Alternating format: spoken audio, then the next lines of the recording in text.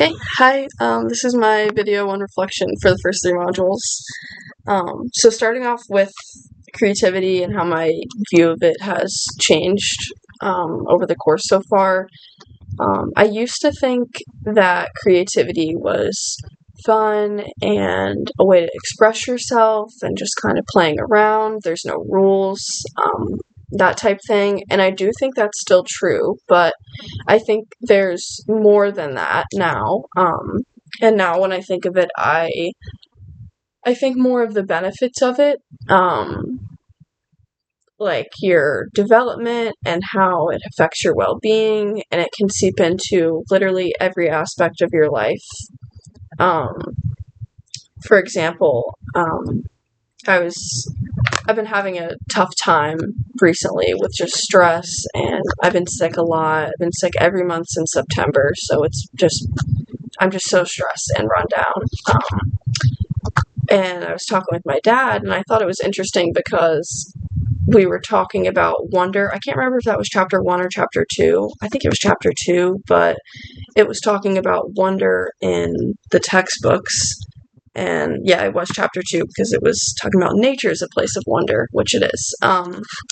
And I was learning about that on my own, and then I was texting with my dad, and he gave me that advice to go out, do something that you enjoy, play around, and try to find something to wonder about, because wonder kind of shuts off your brain's response to stress. It gives you something else to think about, something else to focus on, kind of like play does, tying into the second bullet point here. Play helps you lose track of time and just let your imagination run wild, and that can help with your stress and with your well-being. I think I just highlighted it here.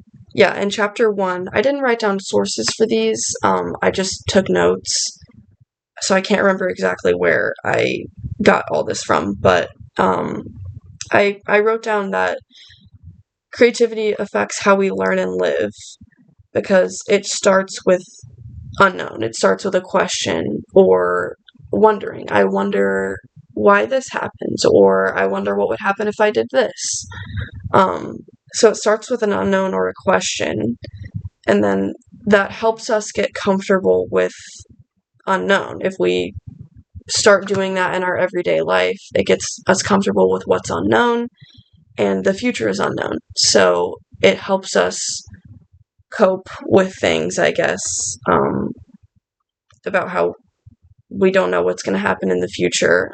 I think that can really affect your well-being. I know it affects me. I stress all the time about what's going to happen in a year, in 5 years, in 10 years, after I graduate college. I'm always worried about what's going to happen in the future. So basically what I've taken from this class is that I need to be more creative. I'm not really a creative person to begin with, but this class has really challenged me to be more creative, and it's a good challenge. It's something that I think that I need and I will benefit from, and it wasn't originally something that I felt that way about. But I'm kind of all over the place, so I'm sorry here. Probably going back to the first bullet point, I have written down that creativity teaches risk-taking and confidence to bring new ideas. For kids and playing and things like that. It teaches problem solving, communication skills, emotional regulation, teamwork, depending on what kind of play they're doing. In the outdoor, this was from the textbook in chapter 2, those 2 chapters. When you play outdoors, you come across different senses. You can use your different senses. You come across just different sights, different feelings, different smells. When kids play outside, they invent games, they invent rules. So it teaches them it teaches them that rules are important. And then it teaches them to obey those rules. So I'm sure that helps in family life and things like that.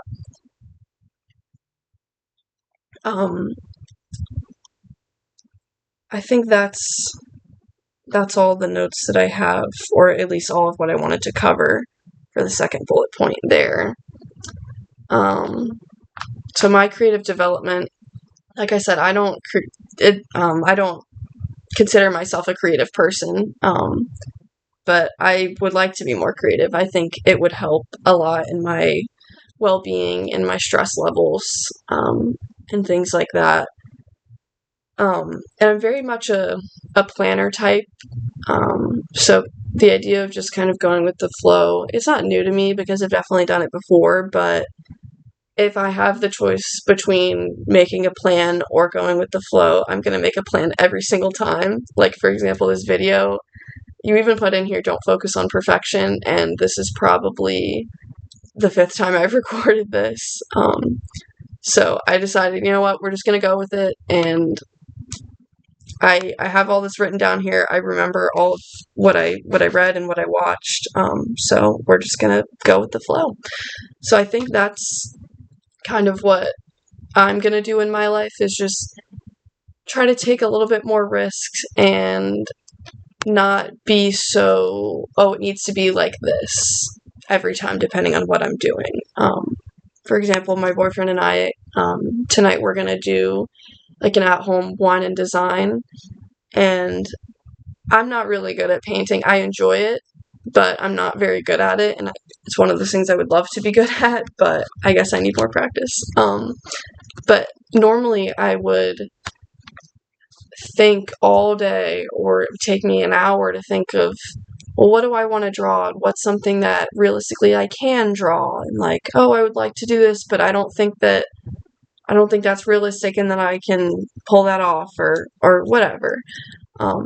But tonight I'm just going to not think, and I'm just going to kind of do like the process art that we did in Module 3, which I really enjoyed because I wasn't worried about what the outcome is supposed to be, or is this going to look good? Does it look good? Like, it didn't matter. It was just, oh, I want to do blue here. I'm going to put blue here, and I'm going to put orange here, and if it works, it works. If it doesn't, it doesn't. And if it doesn't work, I'll just adapt and do something that makes it look better.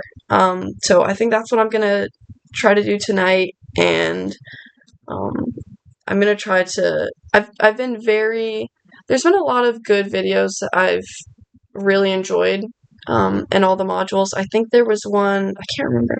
The modules are kind of blending together, but there was one about gratitude. I think it was in chapter 2. And it was the stop, look, and go method of just practicing gratitude and how we never stop. So we never are appreciative of anything because we never just take a second. I reflected on that in my give thanks reflection for chapter 3.